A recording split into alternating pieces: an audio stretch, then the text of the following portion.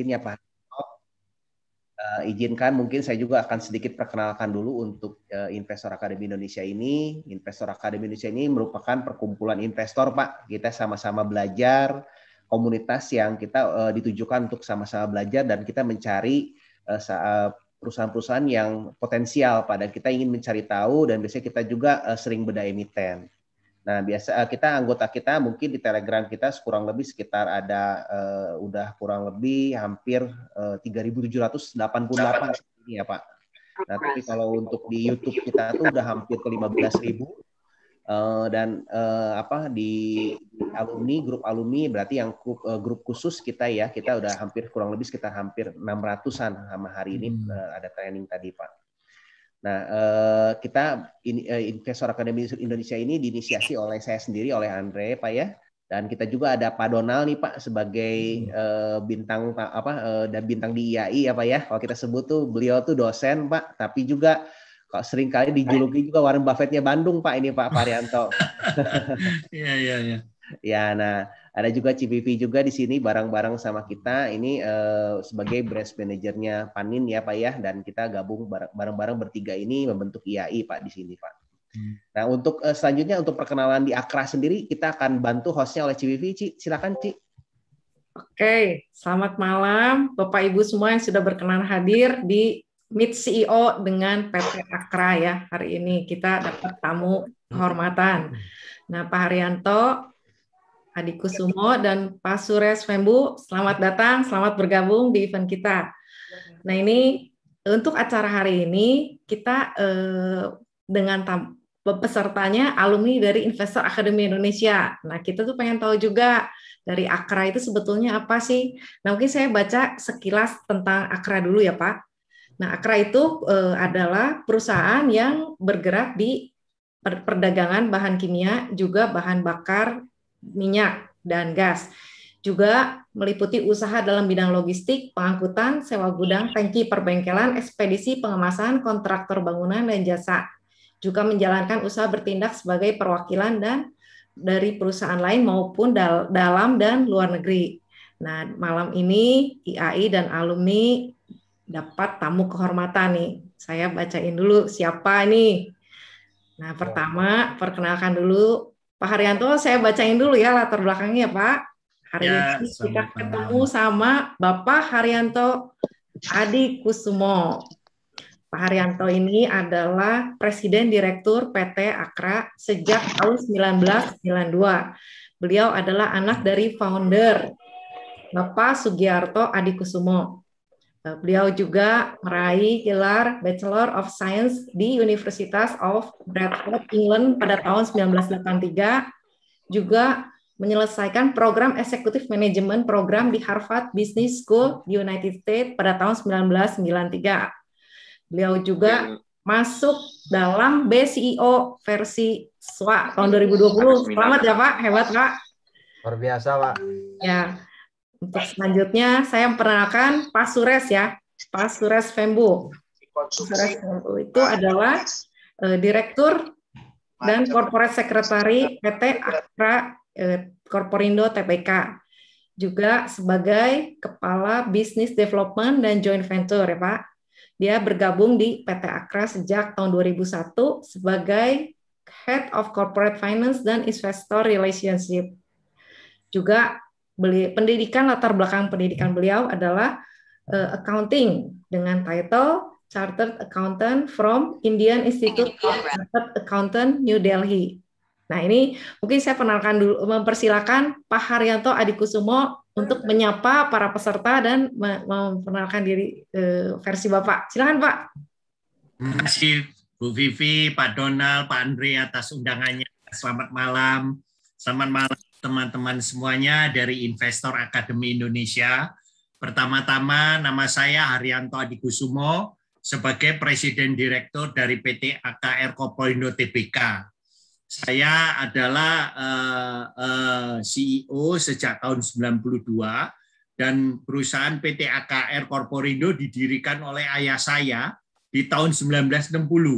Jadi perusahaan kami sudah lebih dari 60 tahun Dan pada awalnya perusahaan ini sebagai distribusi dan berdagang di bahan-bahan kimia dasar.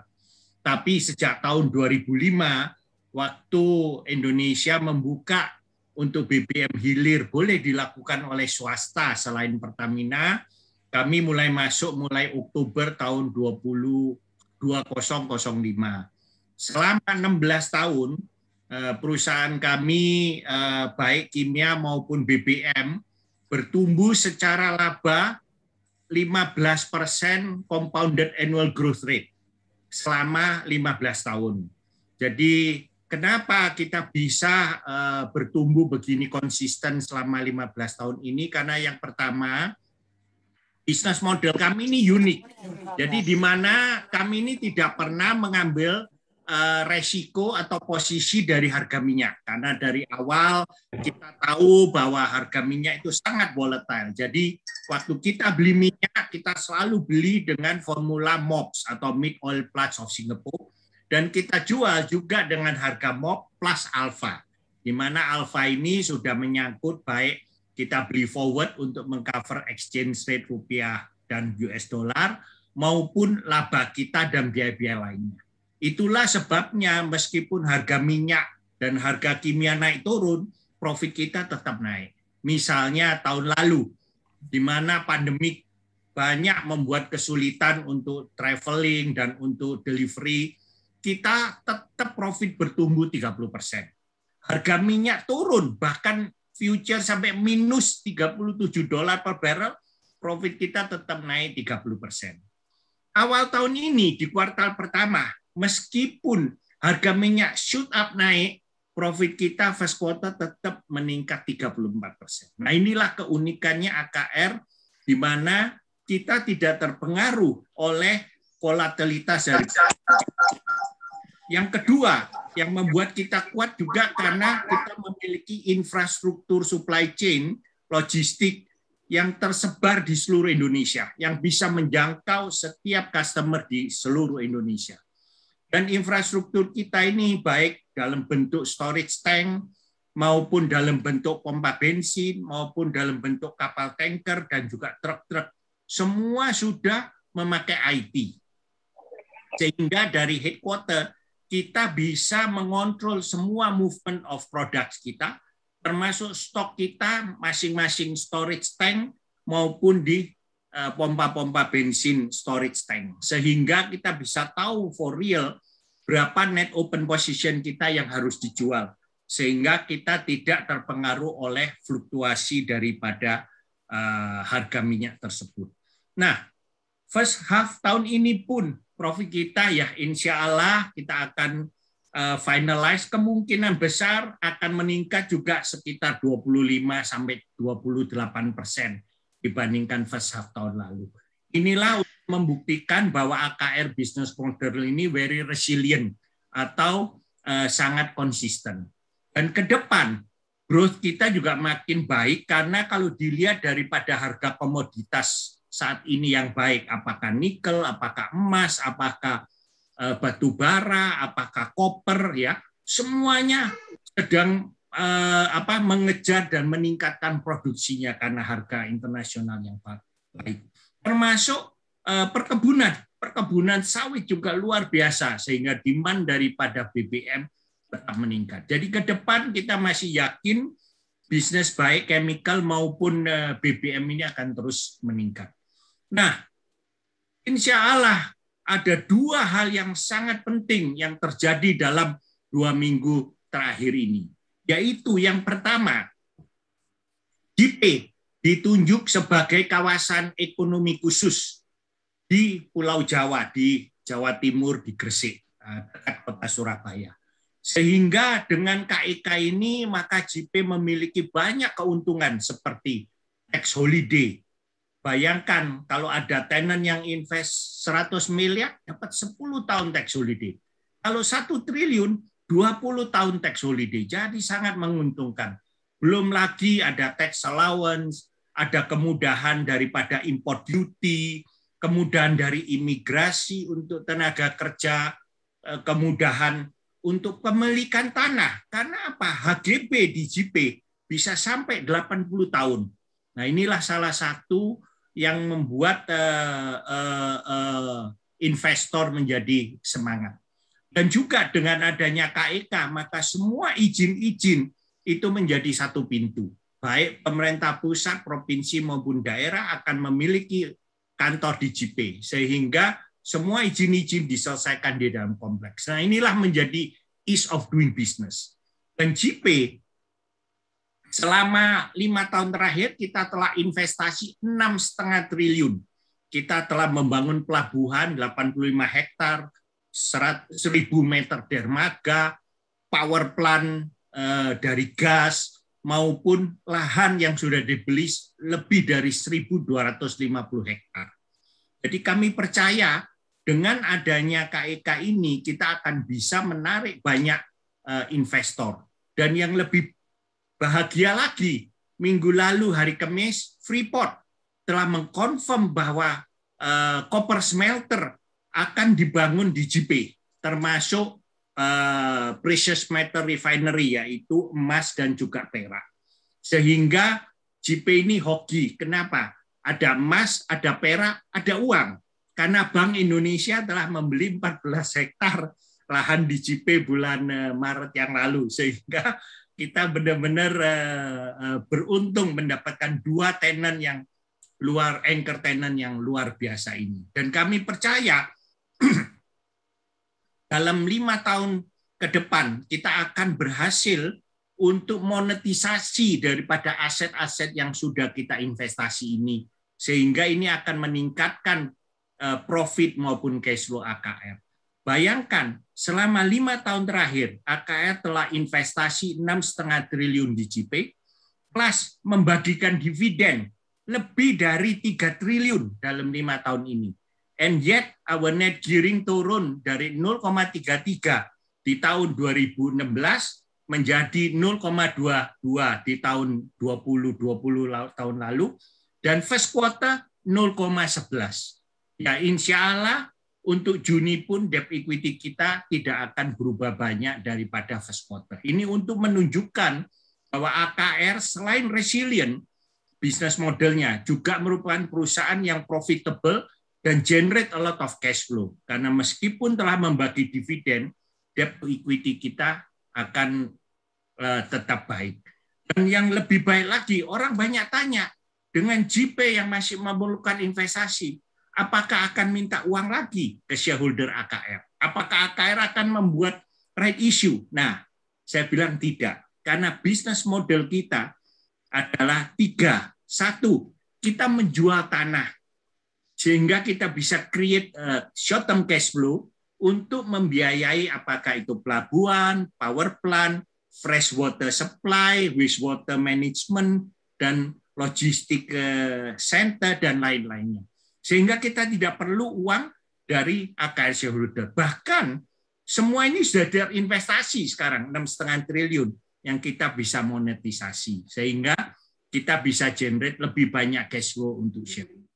Yang kedua, dengan adanya anchor tenant, maka apakah kita bangun kelistrikan, air, pelabuhan, karena sudah ada customer yang bersedia membayar, bahkan bisa take OP kontrak, jadi mudah untuk mendapatkan financing, apakah itu project financing dan sebagainya.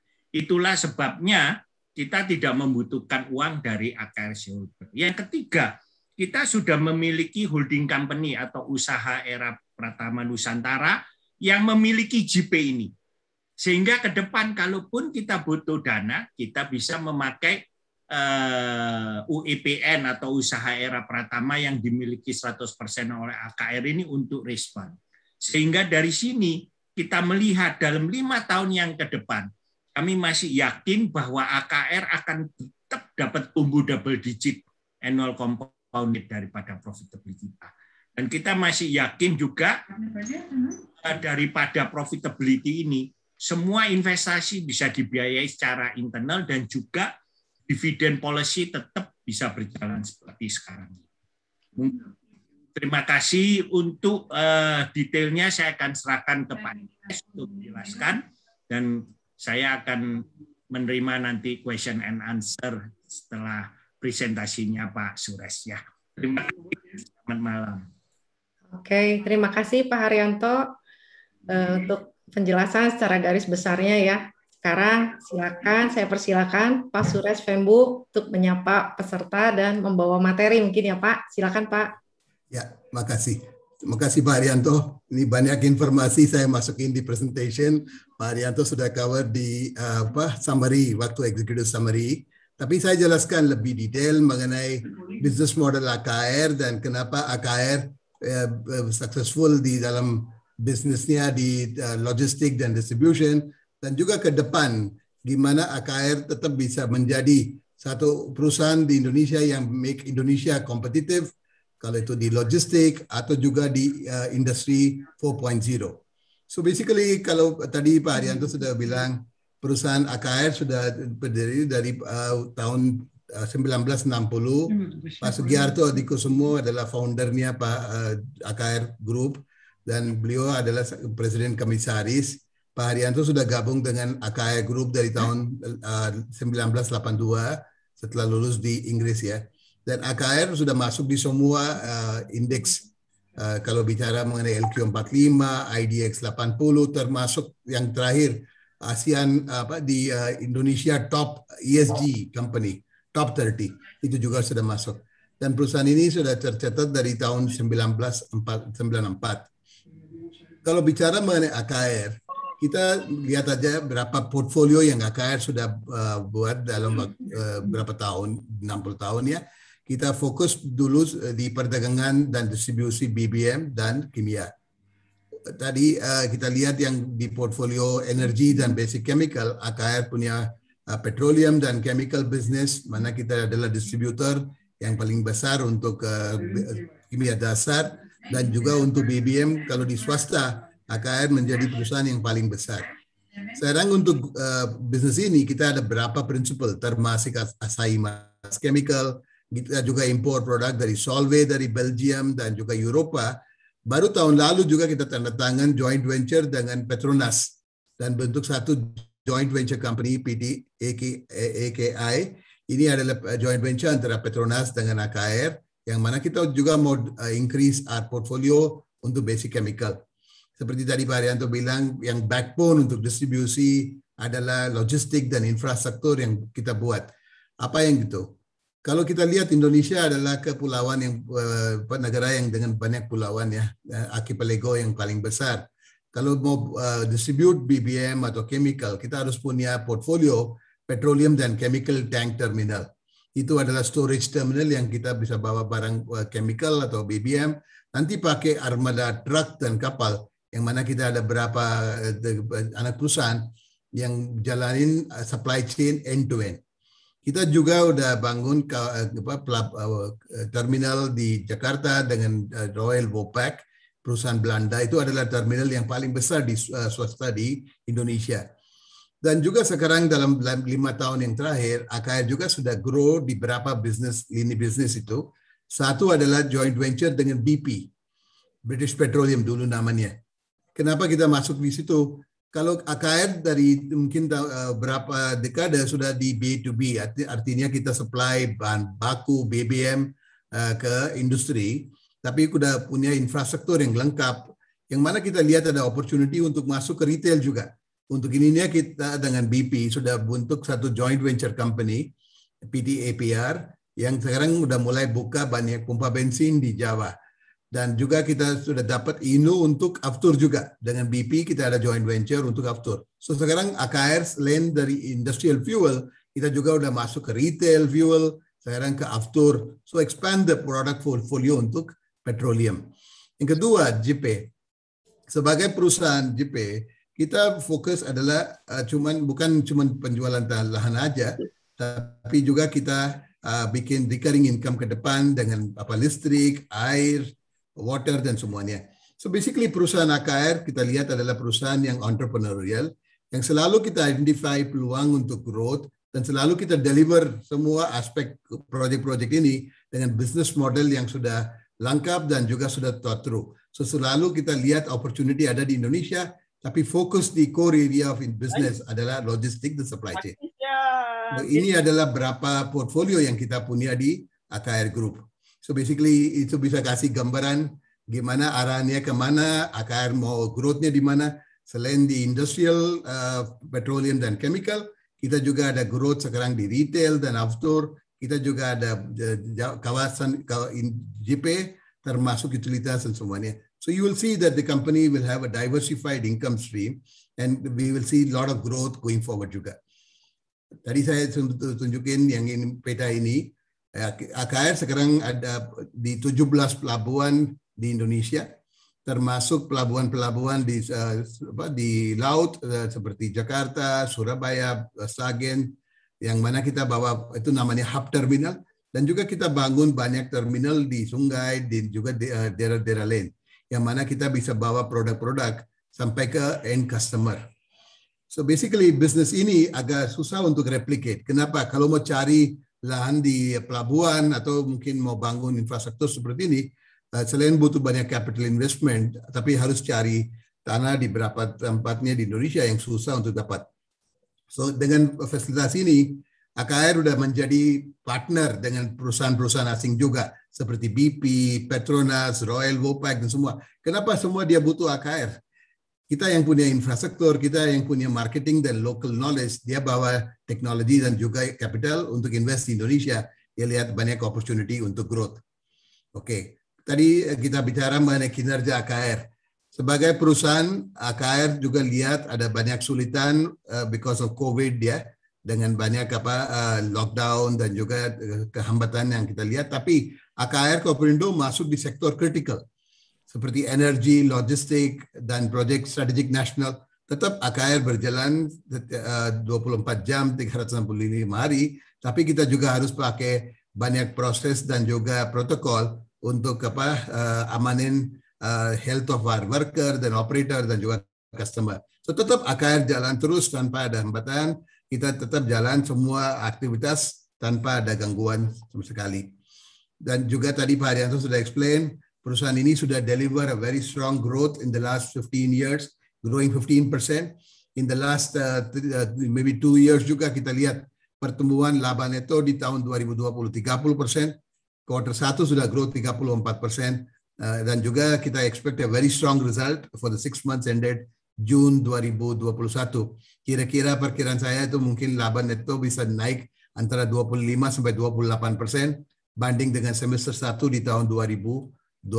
So very strong growth despite COVID, despite all the investment. Because kenapa? Produk-produk yang AKR distribute adalah yang butuh sehari-hari. Kalau itu BBM untuk industri plantation, batu mining, atau industri, tetap dia butuh solar setiap hari untuk delivery. Dan juga untuk bahan kimia itu juga menjadi raw material untuk production of various consumer industries. So sekarang kalau lihat contribution dari AKR dari mana itu, kalau lihat tahun lalu, masih 83% dari gross margin AKR dari perdagangan dan distribusi BBM dan kimia. Kawasan industri JP kontribusi sekitar 9%, logistik dan lainnya sekitar 8%. So kalau lihat yang semester 1 tahun 2021, kita lihat itu yang budget kita tahun ini mau growth-nya antara 8 sampai 10% atau mau capai 2,5 juta kiloliter di tahun 2021. Per Juni kita udah capai hampir 46 sampai 48% dari target tahun ini. Dan juga tadi udah explain outlook-nya untuk second half is much more stronger dengan condition in the mining industry, condition in various other industries. So kita tetap lihat tahun ini bisa capai targetnya 2,5 juta kiloliter. Juga volume dari kimia dasar tahun ini sudah rebound. Kita expect double digit growth di chemical juga. Dan kontribusi JP meningkat di tahun 2021 dengan penjualan lahan di quarter 1 dan 14 hektar. Kita target tahun ini bisa 30 sampai 35 hektar. So basically, if you see the profit growth of AKR the last quarter on quarter, quarter 1 profitnya sudah grow 34%, 305 miliar banding dengan 228 miliar di quarter 1 2020. Kalau quarter 2 2021, tadi saya explain, itu juga we are expecting a very strong performance and continue to grow our operating profit juga, including a lot of cost reduction measures that we're taking. dan juga EBITDA atau cash flow kita juga masih kuat.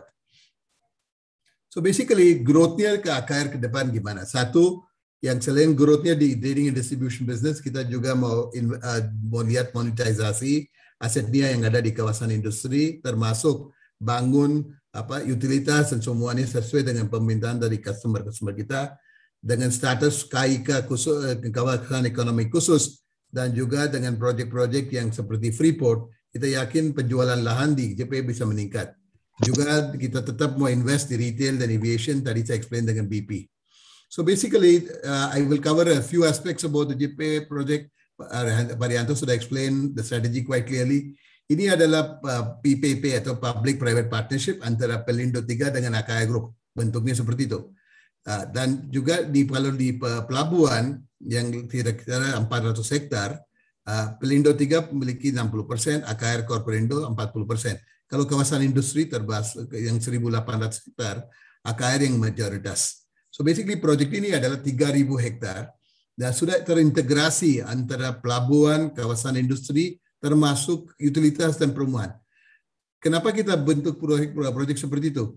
Kalau proyek seperti kawasan industri, selalu itu harus ada akses multimodal ke transportasi, ke laut, pelabuhan, dan juga kereta api dan semua. So AKR Corporindo dengan Pelindo mau buat JP sebagai proyek yang selain penjualan lahan, kita juga dapat recurring income ke depan.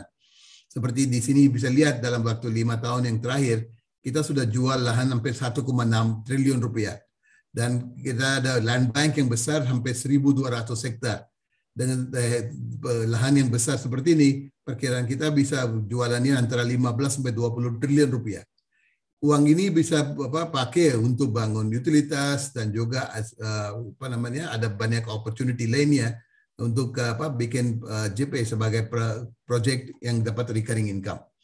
So basically ini adalah beberapa utilitas yang kita sudah mulai bangun, termasuk pembangkit listrik, air, dan juga pelabuhan sudah expand sekarang, dan juga semua aspeknya kita kasih ke customer. Kenapa perusahaan-perusahaan seperti Freeport atau perusahaan lain mau masuk ke JP? Itu adalah satu, kita yang punya pelabuhan yang kedalamannya sampai minus 14 meter, dan juga bisa langsung akses ke kawasan industri. Itu bisa turunin cost logistik juga, dan fasilitasi semua operationnya seperti smelter. So project smelter ini adalah berita gembira. Ini adalah news yang banyak investor nunggu-nunggu lama, dan kita juga dapat kabar minggu lalu Freeport sudah tanda tangan kontrak dengan Chiyoda dan sudah confirm project smelter bangun di JP. So ini it's a very big development because satu, Freeport butuh sekitar 103 hektar dan kita sudah serahkan di tahun 2019. Tanah ini already sudah develop dan we already handed over. Itu bentuknya adalah sewa untuk 20 tahun. Tapi sekarang dengan proyek sudah jalan dari Chiyoda, dia butuh tambahan lahan di pelabuhan dan juga di kawasan industri. Hampir 94 hektar. Bisa lihat proyek seperti ini dengan luasnya 1.197 hektar. Di Jawa atau dimanapun di Indonesia dapatnya sangat susah. So basically kita sudah already arrange all the land for Freeport dan sekarang dia sudah tanda tangan heads of agreement dengan kita. Dan mudah-mudahan dalam waktu dekat tahun 2023 smelter ini termasuk precious metal refinery sudah jalan di JP. Kenapa kita excited? Kalau proyek seperti ini dengan semua ekosistem dia bawa itu seperti yang mungkin copper ya. Itu bisa bawa banyak industri seperti elektronik, mungkin ada EV, electric vehicle dan semuanya, dan juga untuk pembangunan teknologi. So basically kalau lihat yang smelter ini gambarannya sedikit crowded, tapi apa yang kita mau sampaikan di sini adalah kalau copper smelter seperti yang Freeport mau buat di JP, bisa ada produknya seperti copper. Itu pakai untuk customer yang mungkin di wire, cable, copper tube, dan juga untuk semua aspek. Yang kedua, byproduct dari Freeport smelter seperti sulfuric acid itu bisa menjadi bahan baku untuk fertilizer, chemical industry dan lain-lain.